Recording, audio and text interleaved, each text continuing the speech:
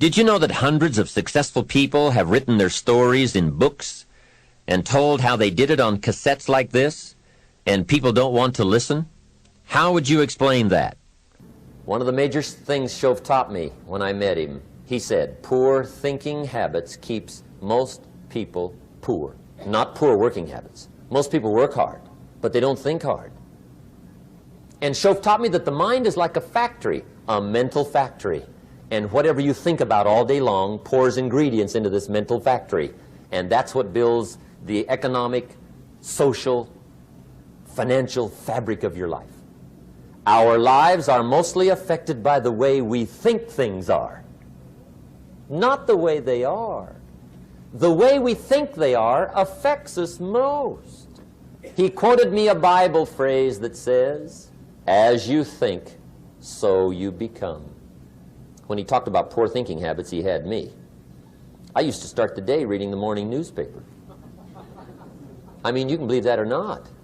I'd get a cup of coffee and read the paper. I'd load up on wars and riots and murders and stabbings and killings and bank robberies and muggings and car wrecks and tragedies. I'd even read the back pages. I seem to like that stuff for some weird reason. I'd load up on all that, and then I'd start the day. You can imagine the kind of days I used to have. You walk around on your financial knees. Kids got good questions these days. One of them said to me, Mr. Rohn, how do you build the good life? I said, it's simple. It's not easy, but it's simple. Here's how you build anything. Select the right ingredients, keep out the wrong ingredients, and it starts with thought. Everything starts with thought. So you must be wise and careful what you think about, because that starts everything. And you decide what goes into your mental factory. Don't let anybody just dump anything they want to in your mental factory, because you've got to live with the results. The guy says, I want to be a great leader. Wonderful. The first thing we do is follow him to his house. When we get there, we walk in and check his library, number one. Somebody says, well, why check his library? The reason is because what a man reads pours massive ingredients into his mental factory, and the fabric of his life is built from those ingredients. You would not believe what some people have got in their house to read. You would not believe.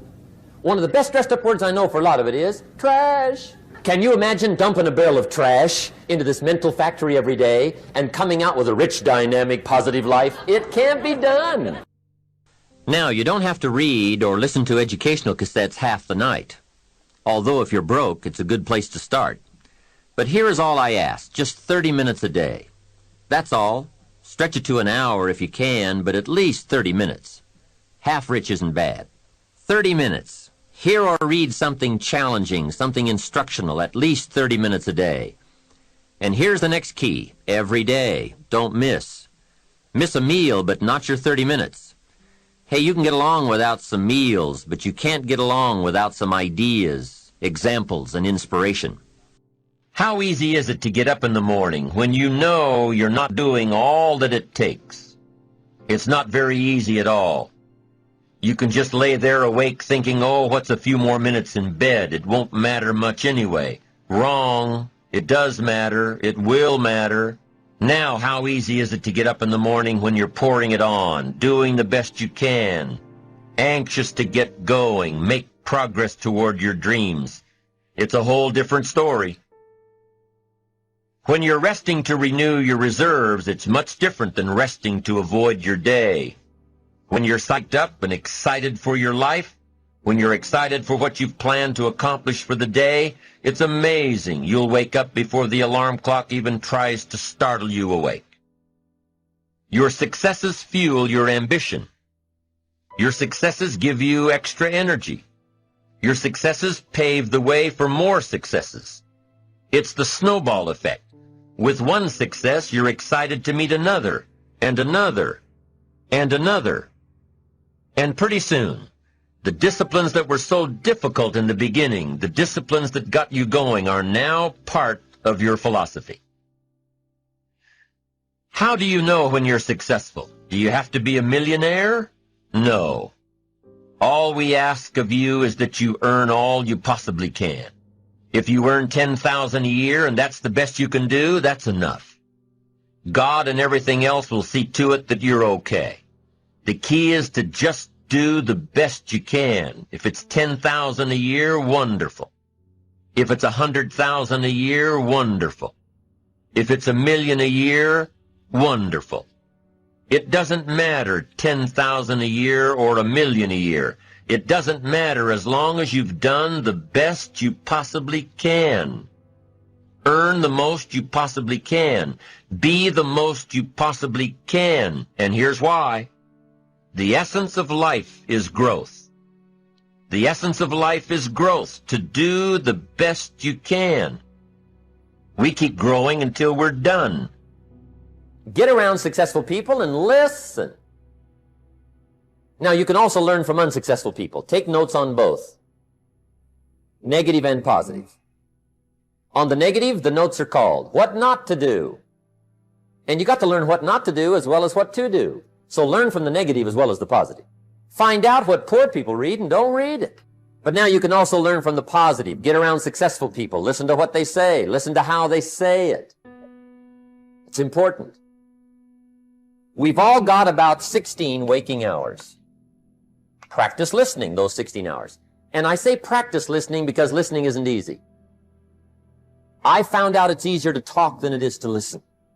But if you will practice listening the 16 hours you're awake, sure enough, from surprising sources comes great ideas. Now, here's some of the best advice I've got for the whole evening. It won't get any better than this.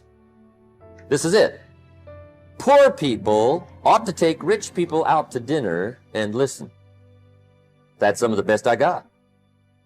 If a guy's not doing well, one of the first things he ought to do is find a guy that is doing well and offer to buy him his dinner. Spend $50, $60, $80, $100. Go for the full 9 course. Start him on the juices and hors d'oeuvres. Get him started talking. The salad takes 15 minutes. Keep it rolling. Biggest steak in town takes 45. Keep it rolling. Pour on the dessert. Stretch that meal out about 2 hours. If you get a successful person to eat and talk for 2 hours, they're liable to drop ideas in your lap, change your life. Multiply your income by 2, by 3, by 5. But you're right. Poor people don't usually take rich people out to dinner. That's the problem. The guy said he's rich, let him buy his own dinner. I'm not coming up with any money.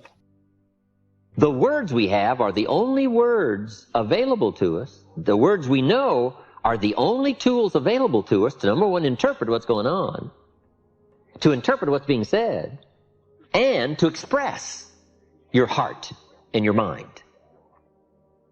Now, if you can't interpret well, and if you can't express well, you can imagine what a deterrent that is to the good life, and the extra treasures, the extra feelings, awareness, riches, power, influence. So it's very important to have a good vocabulary. It's very important now to be able to translate it. Learning to say it well. Now, this is a whole subject in itself. This is worth a weekend of study. Let me just give you a short list of suggestions on learning to say it well. Number one, repetition. It just takes practice. I don't know any substitute for the practice. To learn any skill, you just got to go through it again and again and again. You just do it over and over and often. Next is vocabulary. Saying it well is proper choice of words. To build my early vocabulary, I used to put 3 or 4 words I didn't know on a card, put it up on the sun visor on my car. Back in those days, I traveled a lot by car. Sure enough, by the end of the day, I'd mastered 2 or 3 words. Vocabulary. Vocabulary is a way of seeing. One reason for vocabulary is to interpret what we see, to interpret what we hear. The vocabulary of the mind grapples with the words and the images that come to our mind. Now, if you've got a poor set of words and skills and tools with which to interpret, you can imagine the errors and the mistakes you'll make in judgment. And since vocabulary is a way of seeing, if you can't see well, you can imagine the errors you can make and how they compound as life unfolds. We do 2 things with vocabulary. We interpret and we express. Here's some other parts to saying it well. Sincerity, from the heart, with noble intent, wishing to bring value, That adds immeasurably to your ability to speak well, communicate well. There's no substitute for sincerity.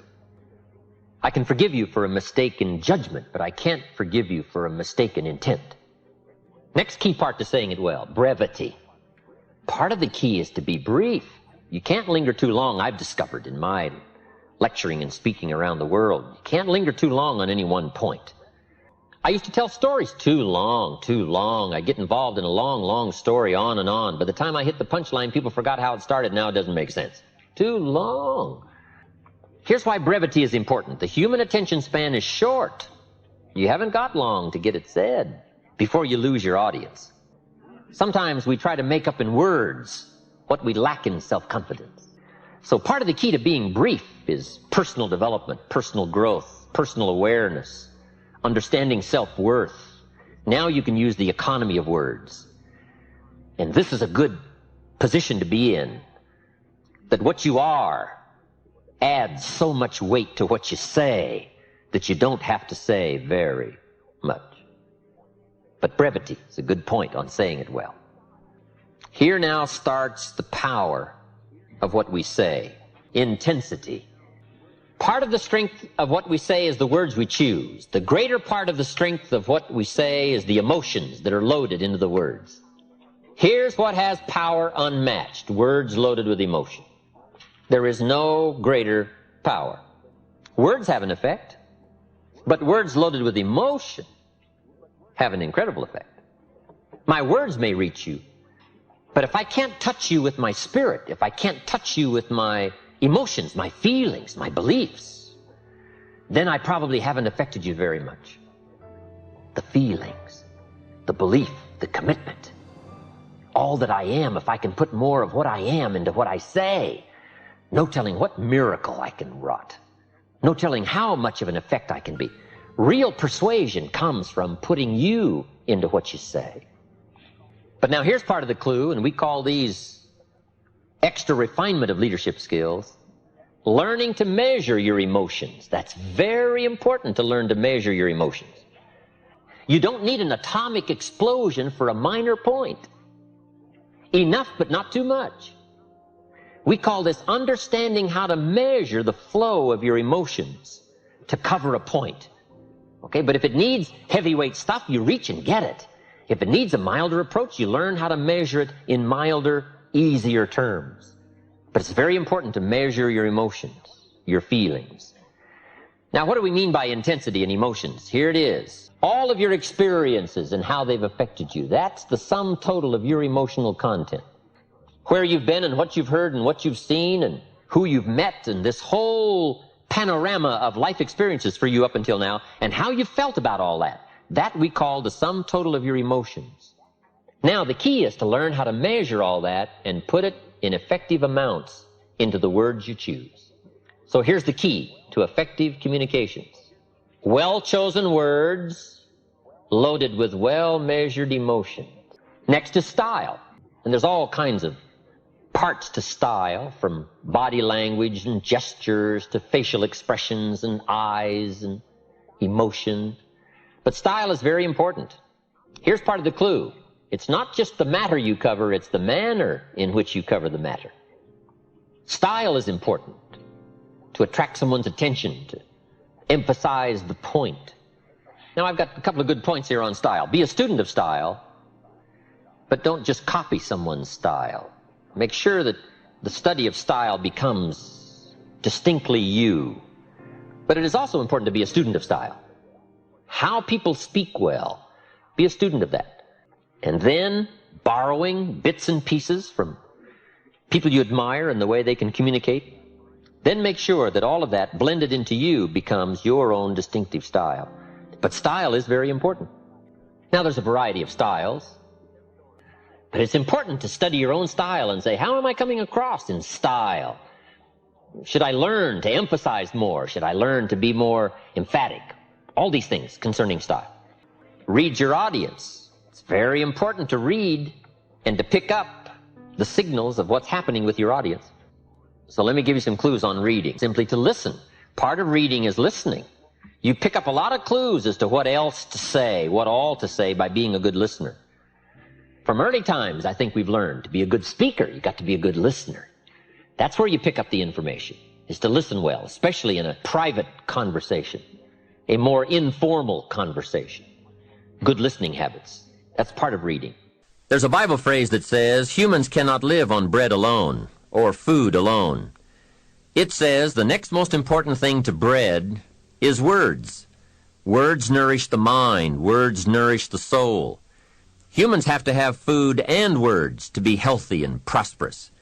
Make sure you have a good diet of words every day.